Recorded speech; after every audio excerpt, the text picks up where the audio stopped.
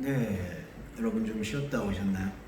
이게 오히려 비대면 예배를 하니까 설교를 더 하는 것 같아. 제 욕망이 좌절이 안 되는 그런 절제가 안 되는 그런 부분이 또 있네요. 근데 뭐 기왕 여러분 조금은 자유롭게 말씀을 들으시는 그러니까 비대면 예배의 좀 특징과 장점을 오히려 좀 폭넓게 살리셔서 묵상하시면 좋을 것 같다는 생각이 듭니다. 자, 오늘 세 번째로 마지막 이제 다섯 번째 비유는 마태복음 15장 21절과 28절에 있는 그 자녀의 떡이라는 제목이에요. 근데 많은 분들이 이게 비유였나? 이제 이렇게 들리실 수 있을 것 같아요. 근데 이것도 비유의 범주에 속해요. 왜냐하면 이게 비유라고 이해하기 좀 어려운 분들은 현장에서 일어나는 에피소드라고 생각을 하시기 때문에 이거 비유가 맞나라고 생각을 하시는데 비유는 현장에 있는 에피소드 속에서도 예수님의 그 약간 위트라고 할까요? 그리고 조금 이게 왜 이렇게 행동을 하시고 말씀을 하시지라는 그런 우리가 그걸 패러독스라고 얘기하는데 좀 역설적인 부분 속에서 파편처럼 숨어져 있는 부분들이 있어요. 그래서 우리는 그런 부분들까지도 파라볼레, 비유의 범주로 해석할 필요가 있습니다. 그래서 이 자녀의 떡도 비유의 범주에 속한다라고 말씀을 드릴 수 있겠고, 이 스토리는 여러분 다 잘 아시는 바라서 간단하게 설명을 드리고 해석으로 좀 넘어가 볼까 싶은데요. 예수님께서 21절에 15장 21절에 두로와 시돈 지방으로 들어가세요. 이 두로와 시돈 지방이 어떤 지방이냐, 이제 예루살렘 사람들의 눈에 볼 때에는 이방 사람들인 거죠. 근데 그럴 때 가나안 사람에게서 이게 또 묘하게 또 가나안 사람이 나와. 아니 언제는 또 약속의 땅이라고 그렇게 얘기하더니 지금은 이제는 예루살렘과 이스라엘이 최고야 이때도. 그래서 두로와 시돈은 이제 취급도 안 해. 그리고 가나안 사람도 취급도 안 해. 이런 역사적 아이러니가 지금 벌어지고 있는 상황인데 여기서 여자가 나와서 다윗의 자손이여 불쌍히 여겨달라. 딸이 흉악한 귀신에 들렸다라고 얘기를 해요. 그랬더니 예수님이 대답을 안 해. 그랬더니 23절에 제자들이 이렇게 얘기해요. 그 여자가 우리 뒤에서 소리를 지르오니 보내소서. 뭐 이렇게 얘기를 하니까 예수님이 마지못해 나는 이스라엘 집에 잃어버린 양 외에는 다른 데로 보내심을 안 받았다라고 얘기를 하니까 여자가 다시 와서 도와달라고 얘기해요. 그랬더니 자녀의 떡을 취하여 개한테 던짐이 마땅하지 않다라고 얘기를 하니까 여자가 맞습니다. 개들도 땅에 떨어지는 부스러기를 먹습니다. 라고 얘기하니까 예수님이 갑자기 마음이 변했는지 여자야, 내 믿음이 크다. 뭐 이렇게 얘기를 해요. 그래서 우리는 이 교훈 속에서 제일 나이브한 해석 중에 하나가 겸손이 필요하다. 우리는 정말 죄인인데 정말 구원받지 못할 이방 죄인이었는데 구원을 받았구나. 그래서 우리들은 정말 겸손한 마음으로 땅에 떨어진 부스러기라도 주워 먹는 개의 마음으로 충성과 봉사를 다 해야 되겠구나. 이건 죄송한데 제가 위학적으로 드리는 말이 아니라 실제로 들은 설교들의 제가 분석을 해봤을 때 이러한 흐름이에요. 약간 내용의 경중의 메시지의 편차는 있겠지만 대부분 이런 식이에요. 은혜의 깊이에 우리는 겸손하게 나아가야 된다. 근데 예수님의 이 의도는 그것과 좀 거리가 멀다는 걸 우리는 확인해 보실 수 있다고 생각을 해요. 먼저는 이런 개념들을 먼저 말씀을 드리고 싶어요. 예수님이 생각하는 이스라엘이 어디냐라는 거죠. 예수님의 산상수훈 가르침, 그리고 예수님의 다락방 강화 가르침, 예수님의 공간복음에서의 모든 발언들을 유추해 보았을 때 이스라엘, 예루살렘 성전은 우리의 마음 안에 있는 하나님의 말씀이에요. 그리고 그 하나님의 말씀에는 유대인과 헬라인과 이방인과 다른 사람의 차별이 없어요. 그거는 더 깊이 들어가 보면은 구약에서 출애굽했을 때 출애굽한 백성들 중에 있는 민족은 혈통이라고 말할 수 있는 순혈주의가 아니에요. 그러니까 우리가 흔히 말하는 그들은 잡족이에요. 그게 히브리 백성이에요. 이스라엘의 피가 흐른다라는 것은 인간의 환상이에요. 단일 민족의 환상입니다. 하나님이 볼 때에는 모든 사람은 다 유리방황하는 이 땅에 머리 둘 것 없는 긍휼을 받아야 될 하나님의 백성들인 거예요. 이게 이스라엘이에요. 그러니까 예수님이 볼 때의 이스라엘은 히브리 백성인 거죠. 히브리 백성은 모든 현상적인 것들 주장해야 될 이유를 내려놓는 사람들이에요.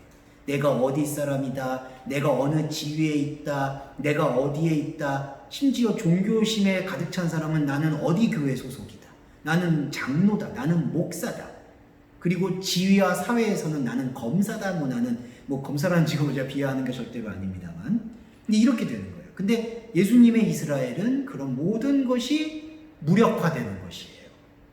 그런데 이스라엘 집에 잃어버린 양이라고 하죠.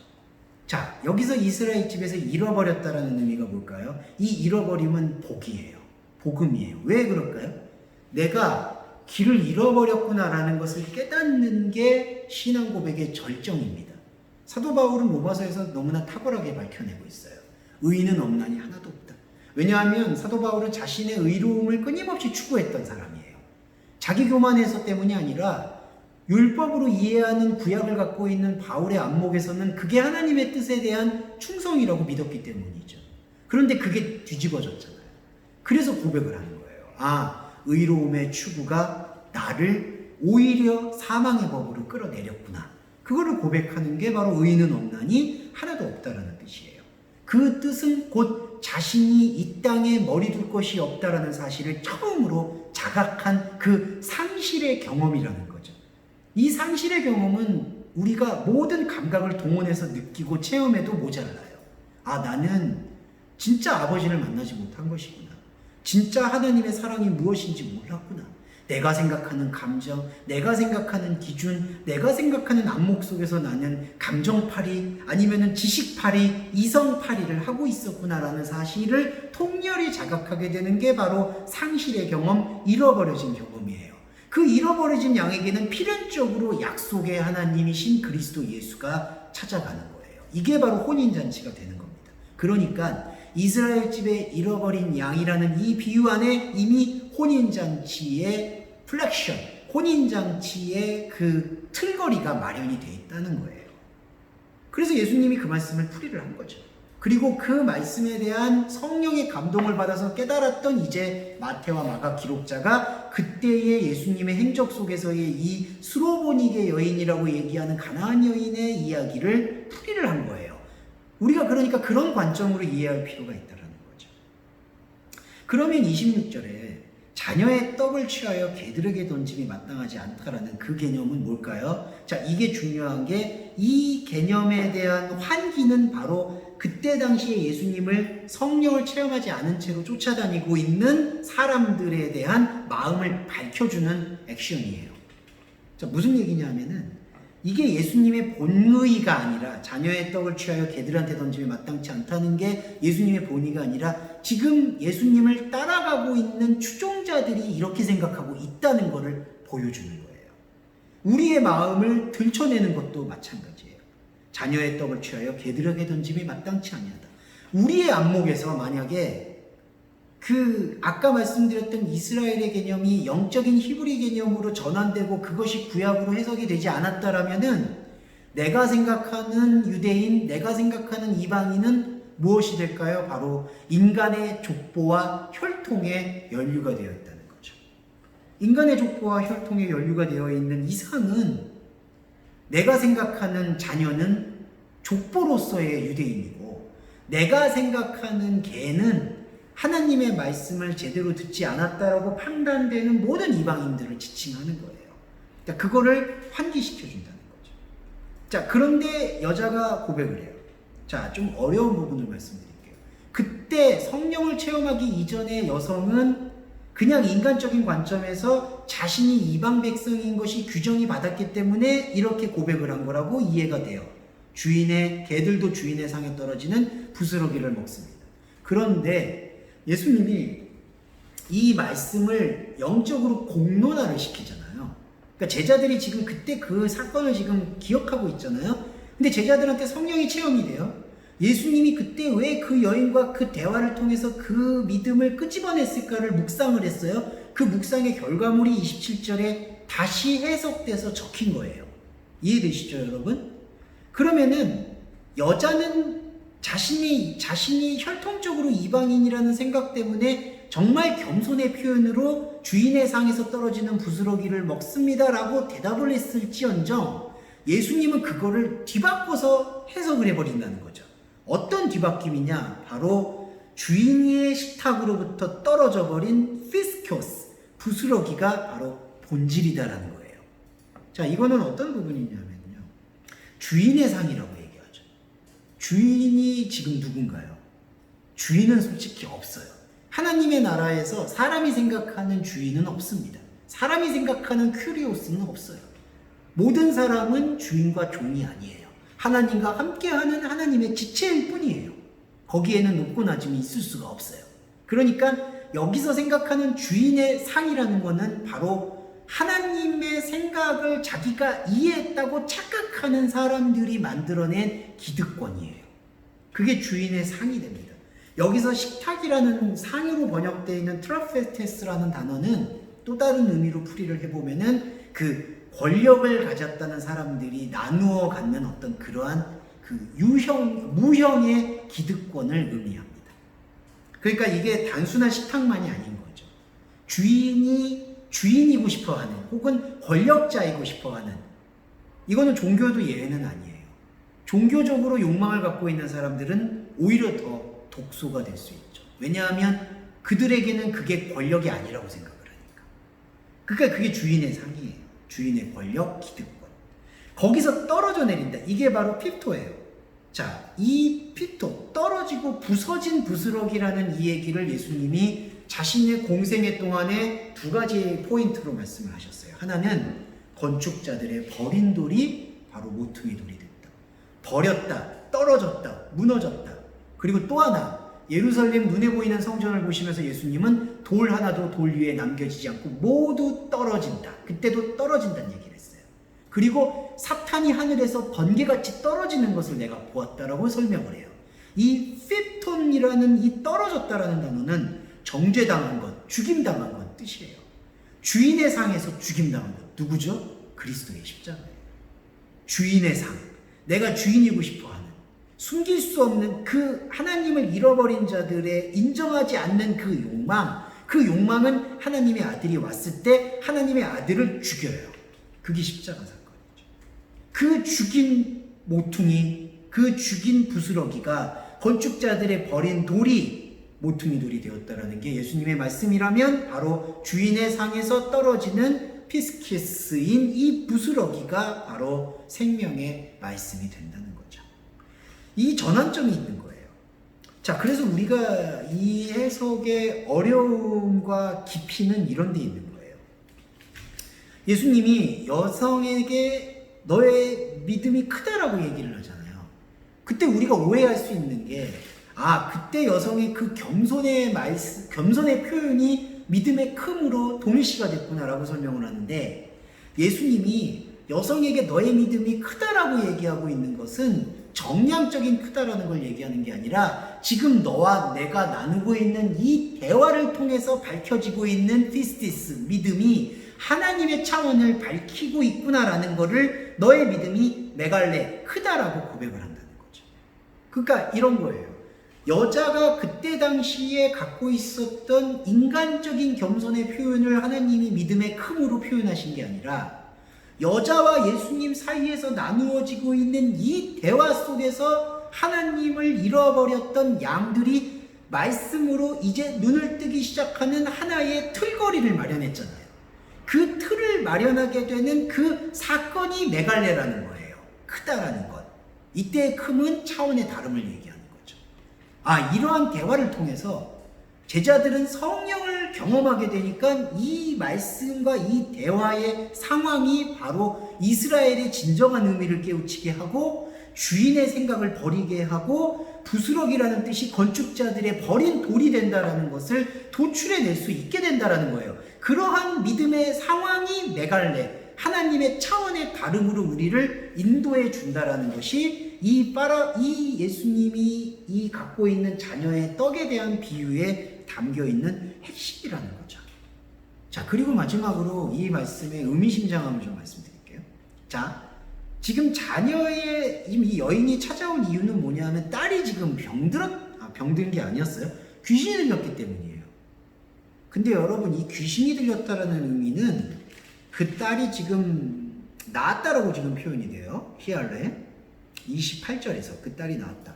근데 여기서 낫게 되었다라는 이 히아데라는 얘기, 히아슬로라는 이 단어가 육체적 치유도 있지만 정신적으로 회복됐다라는 의미가 훨씬 더 강해요. 자, 조금 더 깊이 말씀드리고 마무리를 할게요. 정신적으로 회복되었다라는 것은 뭐냐 하면은 이른바 정상성을 회복했다는 뜻인데, 이때 예수님이 생각하시는 정상성은 그때 사람들이 생각하고 있는 기준에 의한 정상성이 아니라 누가 뭐라든 하나님과의 관계와 말씀을 통해서 나의 자아를 회복하고 있는 것을 정상성으로 보신 거예요. 그러니까 예수님이 귀신을 쫓아내고 중풍병자를 일으키고 병자를 고치시는 그 현상적 치유사역의 본질적 의도는 다른 사람들한테 나 봐라, 나 치유받았어 라는 것을 인정받는 데 메시지가 있는 게 아니라 하나님과의 관계 속에서 하나님의 말씀으로 인해서 자신의 진짜 자아, 하나님과 함께하는 자아를 회복한 것을 진짜 치유로 보셨다는 거죠. 그러니까 그 딸이 나았다라는 이 치유의 핵심은 그 딸이 더 이상 사람들이 보고 있는 그 기준으로부터의 귀신 들림의 범주에서부터 자유로워졌다라는 거예요. 여러분, 여기서 귀신 들림은 어떤 의미가 되냐 하면 사람들이 갖고 있는 기준 속에서 이탈되었을 때 다이모니존이라고 표현되는 거예요. 무슨 뜻이냐? 자, 실제로 귀신 들렸다라는 경우도 있고 귀신 들리지 않은 경우도 있어요. 실제로 귀신이 들렸다라는 것은 일종의 뭐 조현병, 정신병, 어려움, 이제 이런 것들이 이상한 발작 행동을 일으키니까 그거를 귀신 들렸다라고 그때 당시의 사회 풍습에서 다이모니존으로 취급하는 경우도 있었지만, 또 하나의 경우는 뭐냐 하면 율법사들이, 바리새인들이 자신들이 기준을 갖고 자신들이 세워놓은 기준 속에서, 그 율법 속에서 부합되지 않는 사람들을 하나님의 뜻을 따르지 않는 다이모니존, 귀신 들린 사람들로 규정하는 경우가 있었다는 거죠. 그러니까 하나로 말씀드리면 물리적이고 병적인 귀신 들림이 있고 사회적 귀신 들림이 있다는 거예요. 지금 이 가나안 여자의 딸의 경우는 사회적 귀신 들림의 경우가 강하다는 거죠. 사회적 귀신 들림은 뭘까요? 그 딸한테 사회적 낙인을 찍어놓는 거예요. 그런데 예수님은 그 순간 딸이 낫게 되었다는 게 저는 이렇게 유추가 당연히 된다고 봐요. 사회는 여전히 그 딸을 아마 귀신 들림으로 몰고 갈지도 몰라요. 하지만 딸과 그 딸을 데리고 오는 그 어머니의 마음 속에서는 더 이상 내 딸이, 그리고 딸인 당사자는 하나님의 말씀과 생각 속에서는 더 이상 나는 귀신 들림의 낙인이 찍혀있지 않다라는 걸 확증하게 된다는 거죠. 그거는 가늠한 여인한테 하셨던 예수님의 말씀 속에서도 오롯이 드러나요. 예수님이 가늠한 여인한테 이런 얘기하시죠. 가서 다시는 죄를 범하지 말아라. 그럼 여러분, 그때 죄가 뭘까요? 그 여성이 가늠한 걸 죄라고 보셨나요? 아니죠. 죄라고 보게 되고 규정하고 낙인 찍는, 더 이상 그 낙인으로부터 너가 사회적으로 판단받아서 위축되거나 고통받거나 시달리지 말라는 뜻이 가서 다시는 죄를 범하지 말라는 뜻이라는 거예요. 그러니까 하나님을 하나님으로 만나라는 거예요. 하나님의 생명과 사랑을 있는 그대로 보라는 거예요. 누가 너를 규정하는 그 시선에 의해서 평가받지 말고, 그 시선이 우리가 지금 나눴던 그 헤아림의 비유, 은밀히 자라는 비유, 그리고 새로운 가축부대 비유, 그리고 포도원 일꾼의 비유에서도 그 개념이 오롯이 함축이 되어 있다고 저는 생각을 합니다. 그래서 오늘은 이 비유를 세 가지를 통해서 좀 함께 살펴봤고요. 여러분, 이번 주는 한 주는 더 아마 사회적 거리두기 때문에 집에서 계시거나 약속을 취소하고 잠잠히 계셔야 될 상황이 많다고 봅니다. 하나님의 말씀을 더 깊이 볼 수 있는 기회라 생각해 주셨으면 좋겠고요. 오늘도 이렇게 함께 해주셔서 감사드립니다. 오늘 예배는 여기서 마무리하도록 하겠습니다. 감사합니다.